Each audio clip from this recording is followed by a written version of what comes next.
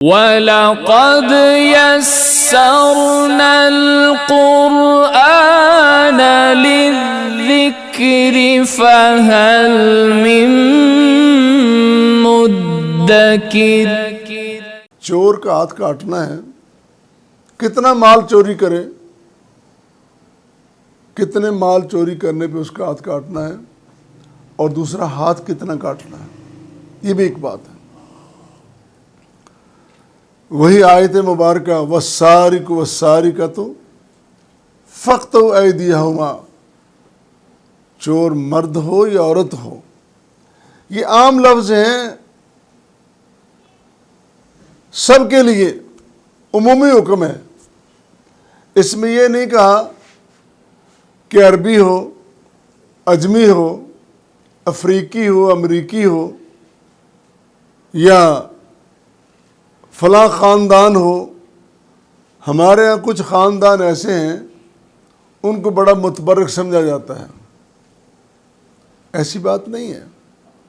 اللہ کے رسول صلی اللہ علیہ وسلم نے فرمایا کہ کسی عربی کو اجمی پر، کسی اجمی کو عربی پر، کسی گورے کو کالے پر، کسی کالے کو گورے پر کوئی فضیلت نہیں ہے الا بالتقوی۔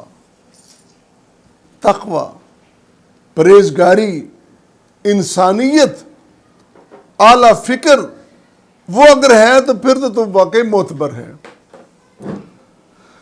نصاب کے بارے میں کہ کتنا مال چوری ہو تو اس کو سزا ملے گی، اس کے بارے میں ائمہ فقہا، ائمہ مفسرین کی مختلف آراء ہیں۔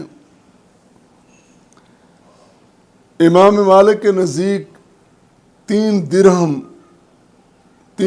کے اگر کوئی چوری کر لے تو اس کا ہاتھ کاٹا جائے گا۔ اور انہوں نے اس ضمن میں ایک مرفوع حدیث پیش کی ہے۔ امام مالک نے اپنی موطا میں ایک حدیث پیش کی ہے، مرفوع حدیث، کہ حضور صلی اللہ علیہ وسلم نے ایک ڈھال کی چوری پر ہاتھ کاٹنے کی سزا سنائی، اور جس کی مالیت 3 درہم تھی، کہ حضرت عائشہ رضی اللہ تعالیٰ عنہ بیان فرماتی ہیں کہ نبی کریم صلی اللہ علیہ وسلم نے فرمایا ربع دینار یا اس سے زیادہ، یعنی کم از کم ربع دینار کا چوتھا حصہ اگر کوئی چوری کرے تو اس کا ہاتھ کاٹا جائے گا۔ پھر یہ ساری باتیں مختلف اقوال بیان کر کے اب اس کی کنکلوژن ہے۔ کنکلوژن یہ ہے کہ ربع دینار کا چوتھا حصہ، اور دینار میں درہم ہیں 12 درہم، تو 12 درہم کا اگر چوتھا حصہ نکالا جائے وہ بھی 3 درہم ہی بنتا ہے، تو 3 درہم اور ربع دینار ایک ہی بات ہے۔ اور یہی موقف بڑے بڑے اصحاب آراء نے یہ موقف بیان کیا ہے کہ کم از کم ربع دینار کا چوتھا حصہ ہونا چاہیے۔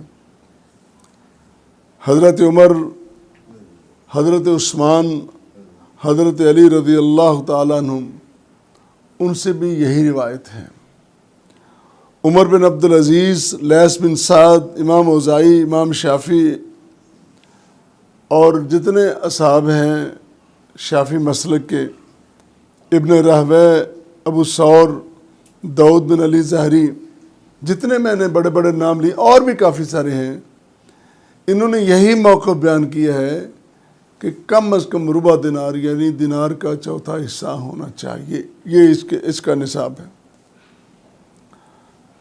اب اس میں دلیل کے طور پر ساری باتوں کا کنکلوژن کے صحیح مسلم کی ایک روایت نقل کی ہے کہ نبی کریم صلی اللہ علیہ وسلم نے فرمایا لا تقطع ید السارق الا فی ربع دینار فصاعدا،